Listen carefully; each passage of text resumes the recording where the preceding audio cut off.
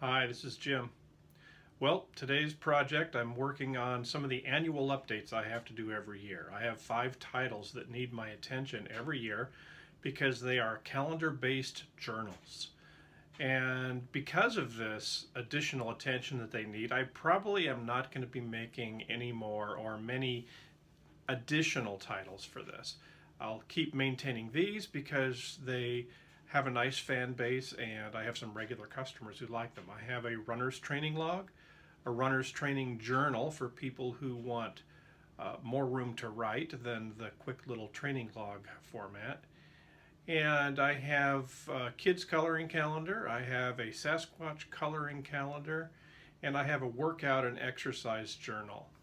And these things take a little bit of work each year because I have to make a new calendar, and so the format has to be updated, and it takes me several days worth of work. I tell myself every year, you can do this any time of the year.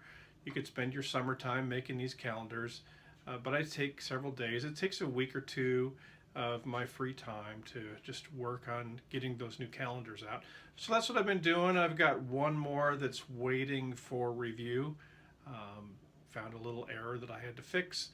I have a real high personal standard for little errors. If I see something, I hate to let it go because once it goes into print, it's going to be there forever. So I've tracked down one of those tonight, and so now I have one more title that's in suspension because we're waiting for that 24-hour review from CreateSpace.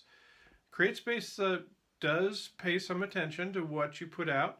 Not necessarily going to say they read your book, but they do look at your book because they want to see what's in it.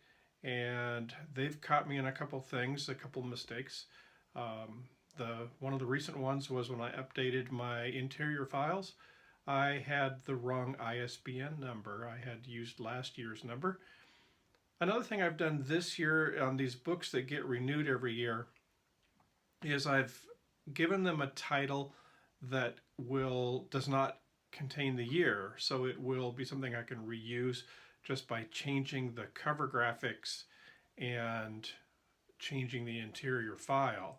But I'm keeping the same ISBN number in the book title. The advantage that this is going to have for me is this is going to let the reviews carry over. Now, in one of my books, I have 4 or 5 versions of it out now, and they did work with me to retire the old versions and merge the different reviews together into the most recent version.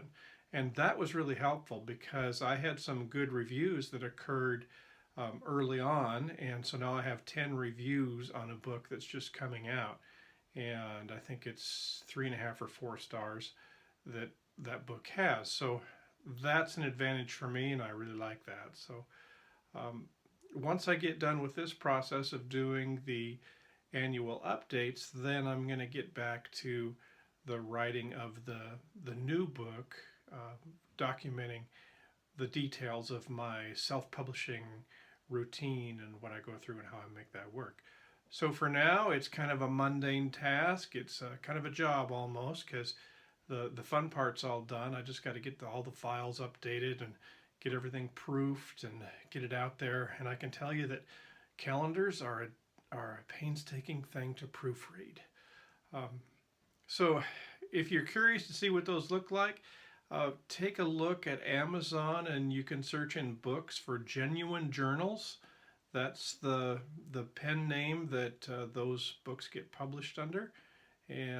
Or just look for Runner's Training Log, Runner's Training Journal, Workout and Exercise Journal, the Sasquatch Coloring Calendar, or the Kids Coloring Calendar. Those are all either genuine journals, or you'll also see the artist's name on the Sasquatch books is Richard L. Getling. So a good friend of mine and a great artist. All right. Thank you very much, and until next time, we'll see you soon.